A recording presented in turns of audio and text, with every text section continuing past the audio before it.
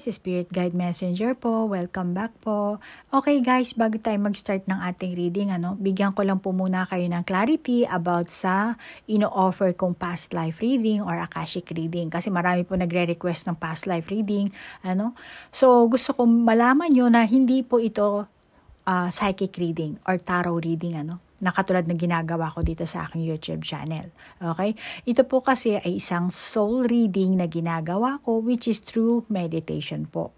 Soul reading po siya para maunawaan nyo yung soul energy nyo at para matulungan din nyo yung sarili nyo na magabayan kayo sa mga susunod yung move, sa susunod yung step para mapabuti nyo ang inyong life journey dito sa lupa.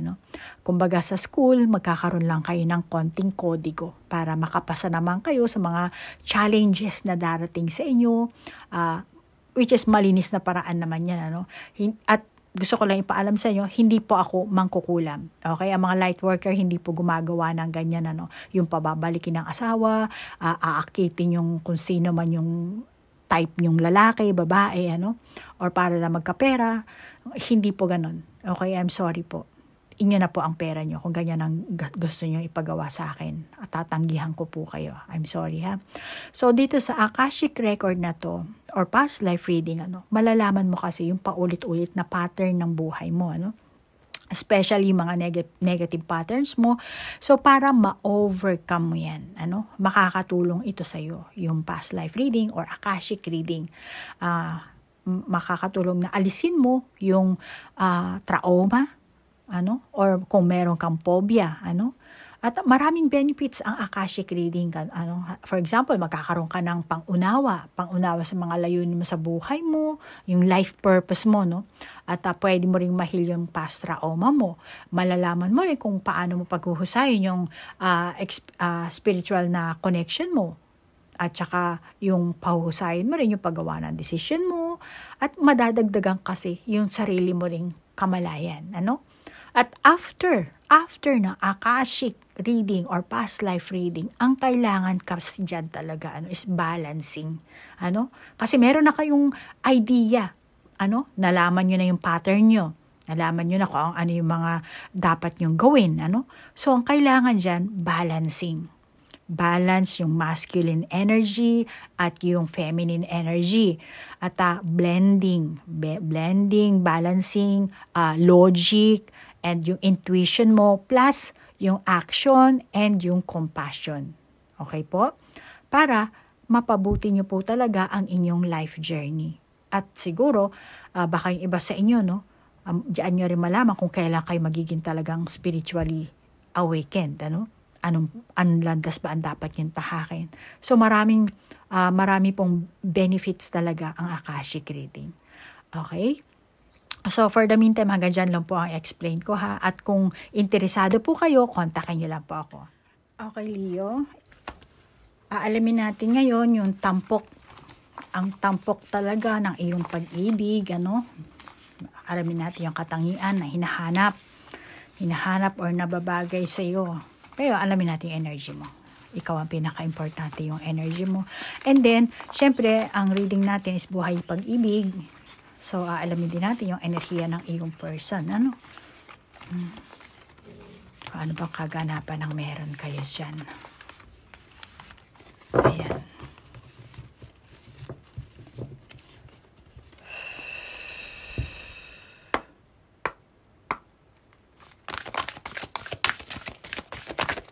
Ayan, may tumalsik.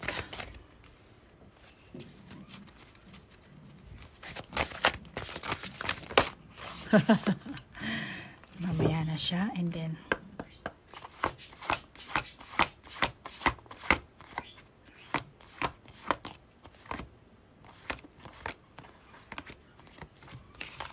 ayan,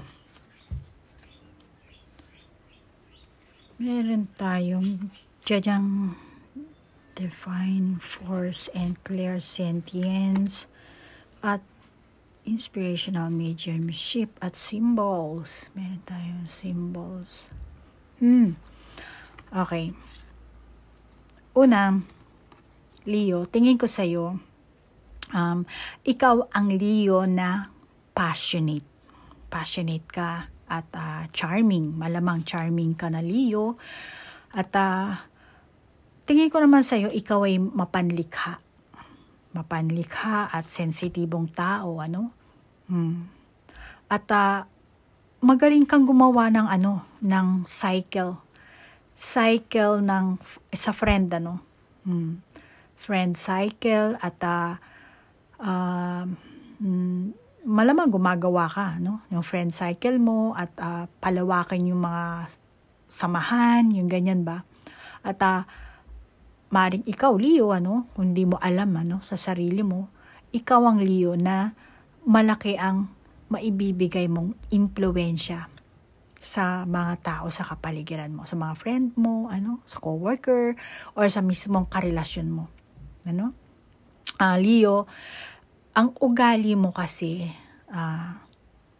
masasabi ko na alang-alang lang sa mahal mo.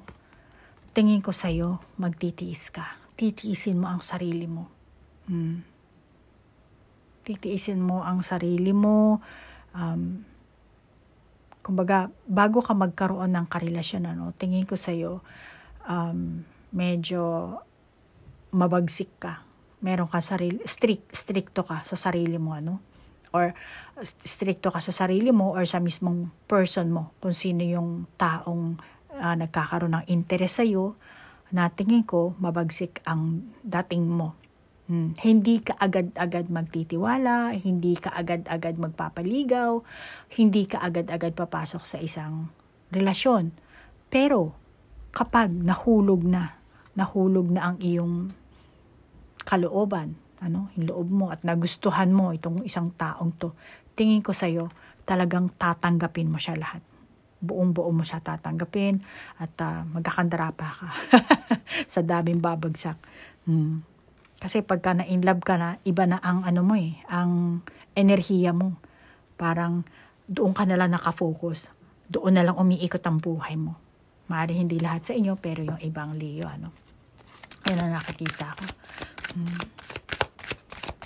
Kaya, nakakatakot ka rin siguro ma-inlove, Talagang kasi parang ang nangyayari, wala ka ng ibang makikita kundi yun lang. Doon ka na nakafocus sa taong yun. Wala ka ng ibang mamahalin kundi yung taong lang yun. Mas, parang gusto mo palagi na lang siyang kasama mo. Spend time kayo ng palagi kayong banding-banding. Mukhang ganun ang enerhiya mo. Ikaw siguro, Andy, yun na marami kang hobby rin, maraming hobby, and then mahilig ka rin siguro marami kang hobby na gustong gawin parang gusto mong gawin to, scuba diving, skydiving, bungee jump, yung mga ganun ba, parang gusto mong meron ka ring part na adventurous ka din, hindi lahat sa inyo pero yung iba.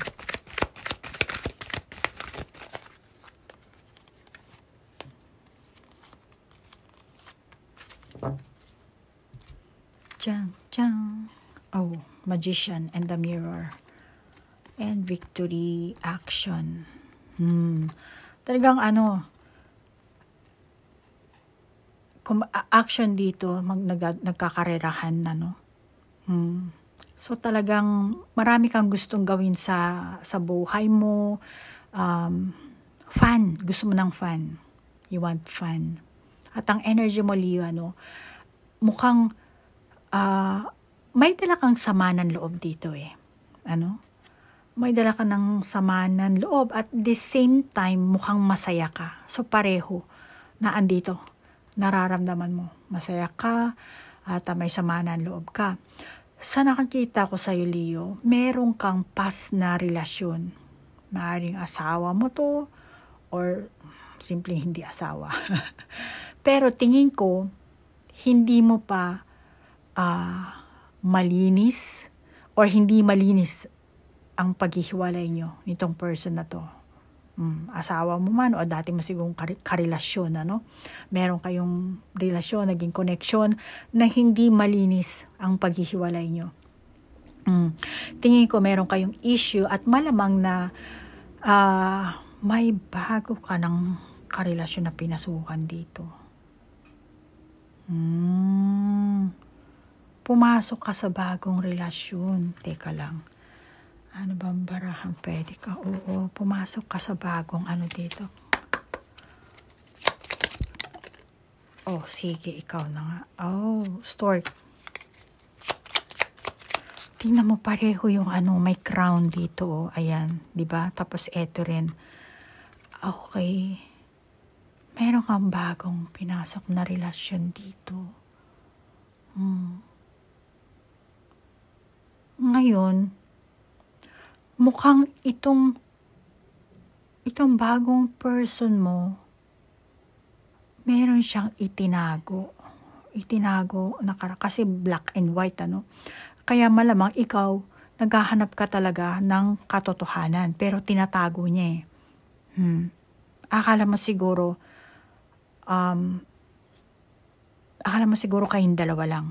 Ano?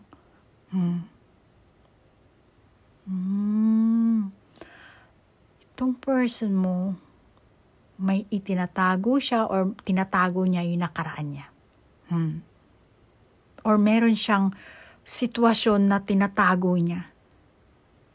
Hindi ko alam ang gender mo dito, ha, Leo. Or ikaw mismo ito, Leo. Ikaw ang meron kang tinatago. Ikaw nang bahala mag-adjust, Leo, kung ano bang gender mo, pati na rin yung edad mo, Leo. At ang Leo ay July 23 hanggang August 22. So, masasabi ko na, alam mo, Leo, tingin ko sa'yo, meron kang ugaling pagkamartir. Tower, lumabas ang tower.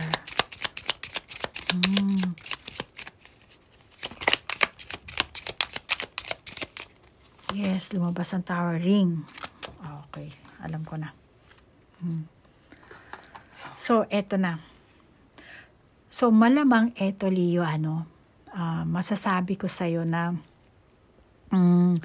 ikaw may pagkamartir ka, or nagpakamartir ka because dito sa person na to, or may ginawa kang sacrifice sa sarili mo, sa past relationship mo, talagang yung totoong ugali mo, hindi naman yun talaga yung totoong ugali mo, pero dahil lang sa taong ito, lahat na gumuho yun dahil sa pagmamahal, gumuho. At tingin ko, itong may mga pamilya to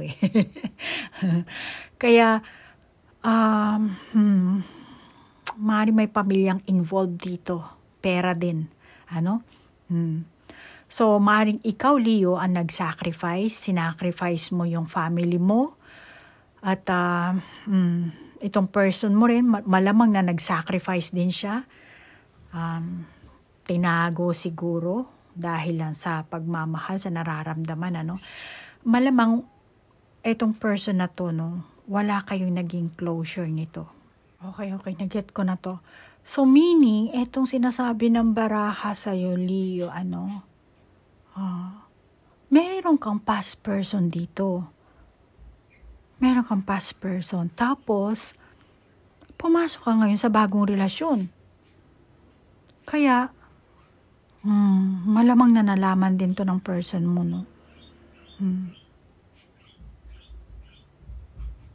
Yung tungkol dito sa new person mo.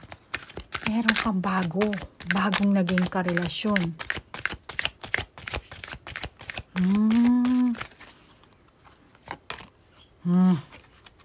See? Okay, hindi nyo nalinis. Kaya sinasabi dito, clean it up. So, hindi nyo nalinis yung past na relasyon nyo. Ikaw, Leo, meron kang unang naging karelasyon. Pero, wala kayong closure. Tapos, akala mo siguro ikaw para sa'yo, feeling mo tapos na, wala na. As in, totally wala na. Pero, pumasok ka sa panibagong relasyon. So, meron ng bago. Meron ka ng bagong karelasyon. Pero itong past na person mo, masasabi ko na para sa'yo kasi no feelings ka na. Pero, hindi nararamdaman ng person mo yung wala ka na talagang totaling pagmamahal sa dati mong naging karelasyon. Masabi kong ex mo, past, ano? Pero hindi mo naman nilinaw sa kanya. Okay, hindi mo nilinaw eh. Malamang na siguro dahil sa dala ng sama ng loob mo, kaya parang iniwan mo na lang, tapos isa sa'yo para sa'yo, tapos na. Pero wala talaga kayong klarong communication dito. At tingin ko, meron kayong malalim talaga na connection. Just like kung mag-asawa kayo, then eto, may mga pamilya, may mga batang involved, ano? Yan ang sinasabi ko, malalim na connection. Pero ang energy mo, Leo, mukhang may pangamba ka. Ano? May itinatago ka pa ring lihim sa past person mo. At sa new person mo rin. Meron kang tinatago. At ikaw na lang nakakaalam yan, Leo.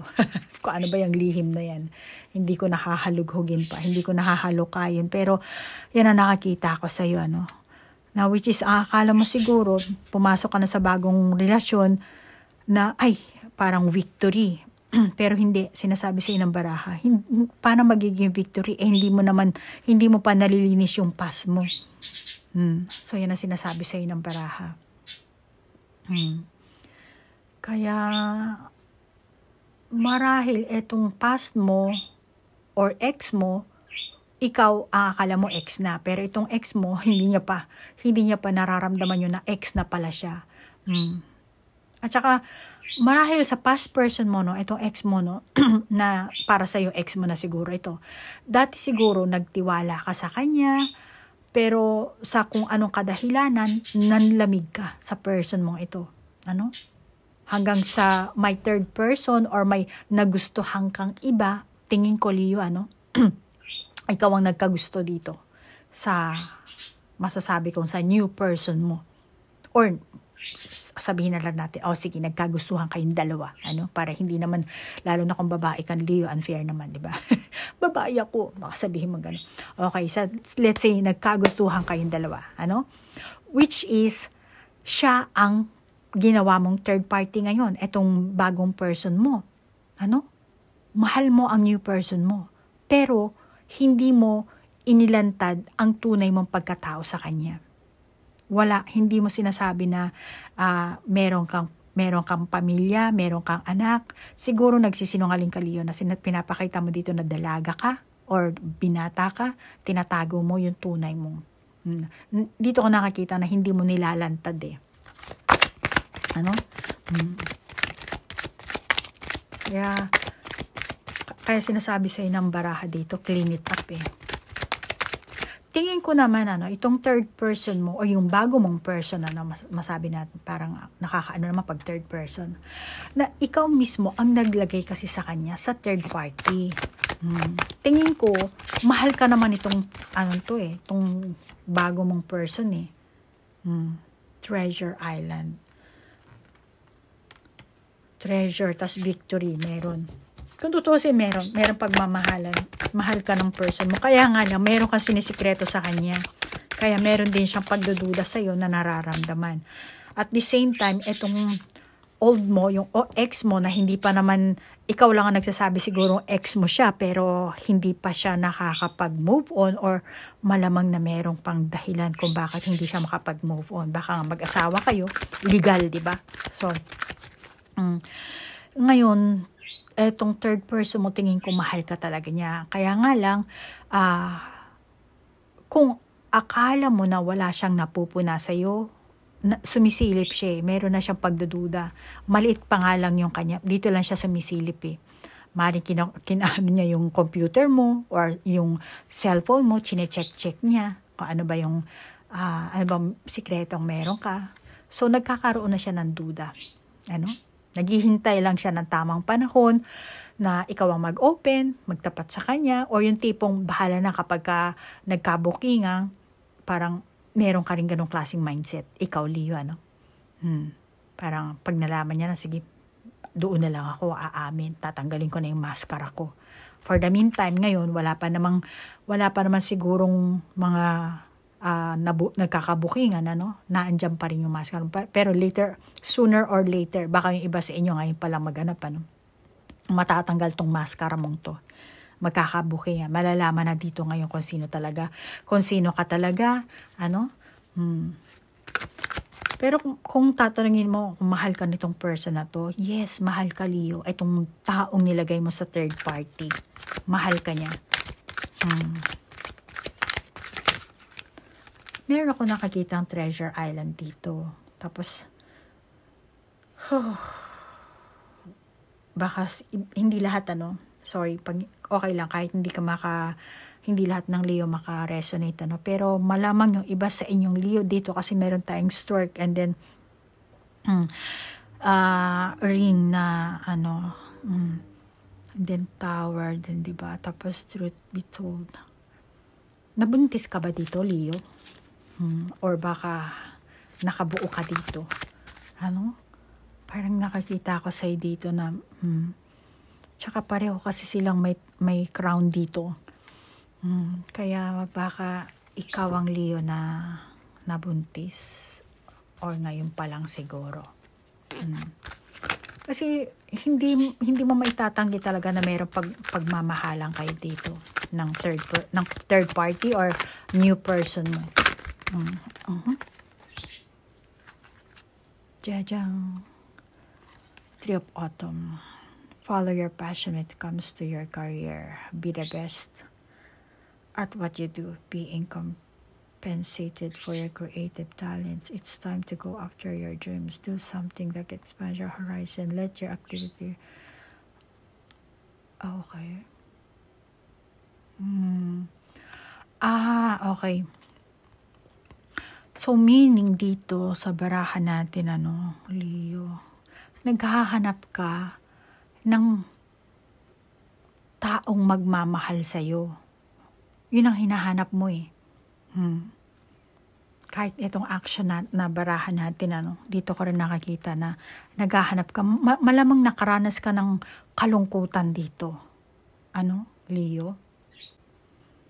Hindi ko alam kung saan ka nagpunta dito, Leo, pero nakakita ko sa pagong na to, parang lumangoy ka Baka nag-abroad ka, naghanap ka ng kabuhayan sa abroad, or naging magpakalayo-layo ka para kumita ng pera.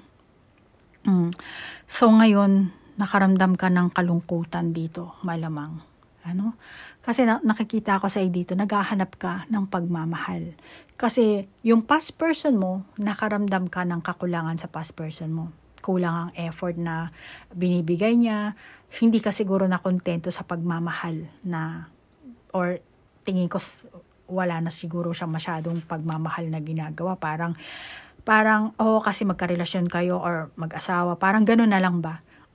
Dahil mayroong kasulatan or mayroong kasunduan or naging magka-live-in partner kayo, parang gano'n na lang. Pero yung mismong effort, yung pagmamahal talaga, parang hindi ko nararamdaman dito. Kaya malamang na ikaw to, Leo. Ikaw, feelings mo tong napipick up ko dito. Naghahanap ka ng sukli, ng kapalit. Kaya malamang na nag-sacrifice ka dito. Baka may mga bata or ibang tao pang involved sa inyong samahan, pamilya mo, pamilya niya, or kailangan tustusan. Kaya tingin ko sa Leo, sobrang sakit at lungkot ang nararamdaman mo.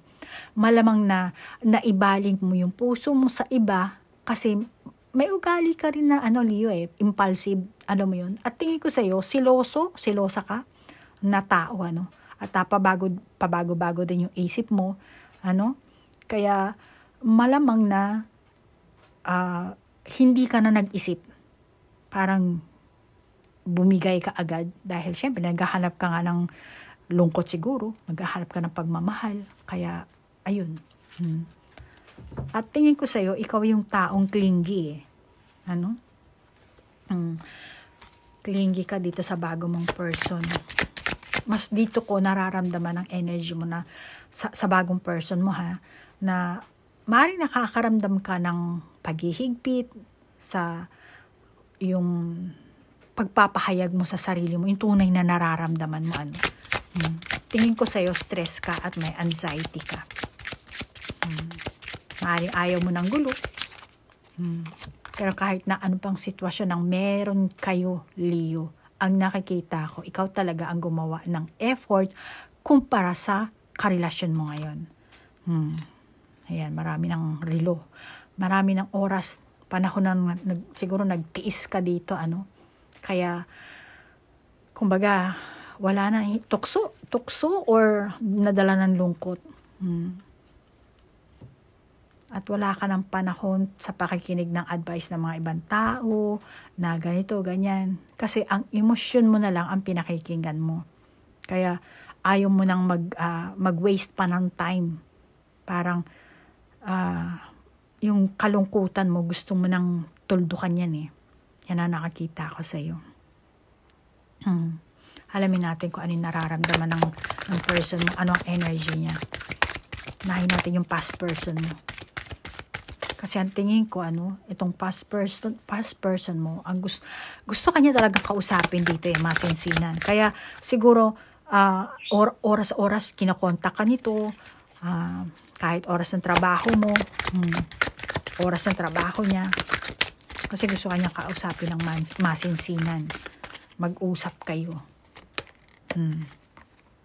See? Rest and rejuvenate. Pareho kayo dito nagme-meditation, So, gusto ng person mo na magkaintindihan kayo, mag-usap kayo, magkaroon kayo ng kalinawan.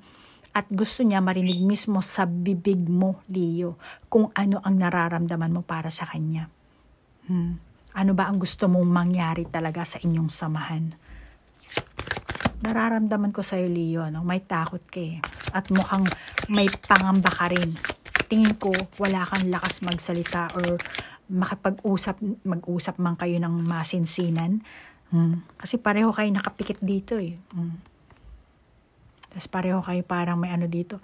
Yung emosyon nyo, hindi nyo na ilalabas. Meron lang kayong kanya-kanyang haka-haka na nasa loob lang ng inyong damdamin, nasa loob lang ng inyong mga puso't isipan. Alam mo, Leo, itong person mo, tingin ko, may lakas ng loob to eh. Diyan. Strategy. Ito ang masasabi kong past or ex mo, or baka ito asawa mo nga, yung iba sa inyo, Leo. So, etong ex mo or past mo, gusto niya kasi talagang mag-usap kayo. Malakas ang loob nito. Malakas, pakiramdam niya kasi nasa kanya ang authority. Parang feeling ng person mo ito, nasa kanya yung alas. Kasi, meron kayong pinirmahan. Parang, kaya ito yung strategy niya eh. So, meron kayong, asawa mo siguro to, Leo? Asawa mo or kung hindi man kayo kasal, malamang meron kayong anak. Or baka sa West lang kayo kinasal yung iba sa inyo. Or nag-live-in partner. Pero kahit nasabihin mo live-in partner, meron na kayong mga anak. So para na rin kayong mag-asawa. Ngayon, tingin ko yung mga bata, under ng pangalan nito, kung lalaki ito, itong ex mo. So, para sa kanya, nasa kanya ang alas. Matapang siya eh. Kaya, ikaw, Leo, ikaw ang gumawa ng third party ngayon. Parang, ang gusto mangyari nito, mag-usap nga kayo masinsinan. Aminin mo sa kanya na meron kang panibagong, meron kang taong, may third party. Gumawa ka, pumasok ka sa ibang relasyon. Yun ang gusto niyang malaman. Maggaling sa sarili mong bibig, Leo. Pero ikaw, tingin ko sa'yo, Leo, katulad dito sa tsaka eto rin hindi na masyado nakakita sa Treasure Island. Kaya tingin ko dito may malalim ka ring rason kung bakit mo nagawa sa past person mo or sa ex mo, kung bakit kumuha ka ng panibagong karelasyon. Caring connection. Kasi wala ito eh. Wala yung caring connection. Hindi mo naramdaman. Naghanap ka. Nalungkot ka. Malamang nasa malayo kayo sa isa't isa. Naging LDR kayo. So, natukso ka. Naghanap ka. At ito nakikita ko. Meron kang malalim na rason. Yan ang rason. Kaya mo nagawa na yung lahat sa past person at pagpasok mo sa bagong relasyon kasi naghanap ka kasi malungkot ka. Naghahanap ka ng pagmamahal, init. And sa pagpasok mo niyan, syempre nakaramdam ka rin ng takot, nakaramdam ka rin ng pangungonsensya siguro. Pero masasabi ko dito, Leo, yung third party na pinasok mo dito sa inyong relasyon, hindi mo rin sinabi yung lihim ito na meron ka palang asawa or meron kang ka-live-in partner or meron kang anak, hindi mo sinabi dito sa bago mong person. Sinikreto mo to. Lihim lihim ang nakakita ko dito. Ang mas nararamdaman ko sa'yo, Leo. Okay? May lihim ka, Leo, na ayaw mong malaman ng mga friend mo rin, Or etong new person mo, ayaw mo rin siya ipakilala sa mga friend mo, sa mga tao sa kapaligiran mo. Kasi mabubuking din yung iyong secret Kaya malamang iniiwas mo tong person, etong third party na to sa mga friends mo para hindi mabuking yung na meron ka palang asawa, meron ka palang live-in partner, meron ka palang anak.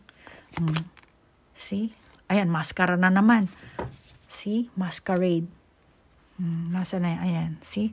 Nagtatago ka Tinatago. May lihim ang meron ka dito.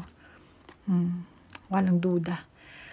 Malamang ayaw mong mabuking. So, itong person mo, Leo, nagmamanman ito sigurado.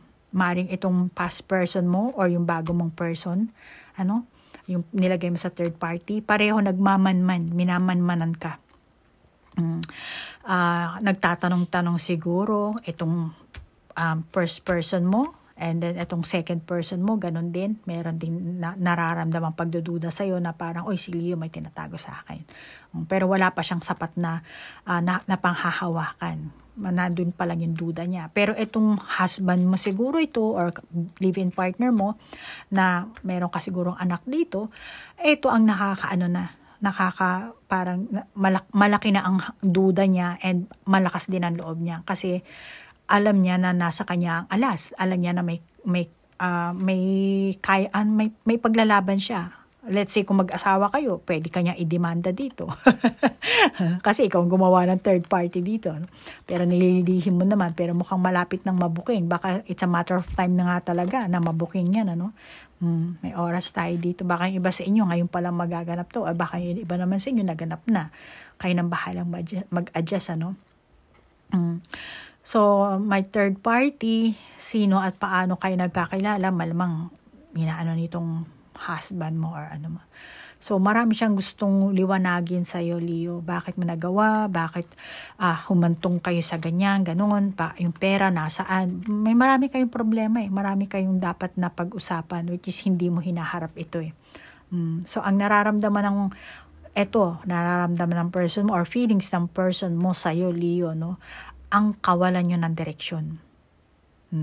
Direksyon yung samahan, yun ang gusto niyang linawin. Malamang ikaw na wala na yung pagmamahal mo sa kanya, kaya naghanap ka ng panibago at meron ka naman natagpuan na nagkagustuhan talaga kayo, which is hindi mo naman sinasabi dito sa bagong person mo na meron ka palang dati or hindi pa kayo wala kayong closure. Kung sinasabi mo, hindi ko na siya mahal, ayoko na sa kanya. Pero wala naman kayong closure kasi mukhang naghahabol pa siya, nagtatanong-tanong pa, and then meron po ata kayong mga bulilit, mga anak, or mga ewan ko, or pera pa siguro, So, sinasabi sa inang baraha, clean it up. Ayusin mo yan, Leo. Baka kung kumabit ka, tas asawa mo talaga to, naku, mahirap na yan, Leo. So, Leo, hindi ito reading para sa isang Leo, kayo nang bahalang mag-adjust, Pero yan ang nakita ko sa baraha, yan lang ihatid ko sa inyo. So, kung naka-resonate ka, then take it. Kung hindi naman, just leave it. Kung meron ka sariling validation sa baraha, then ikaw na mag-validate. And Leo, thank you sa iyong like, share, comment. At sa mga new subscriber ko, thank you po. Sa mga cross-watcher, thank you din po. Namaste po. Bye-bye.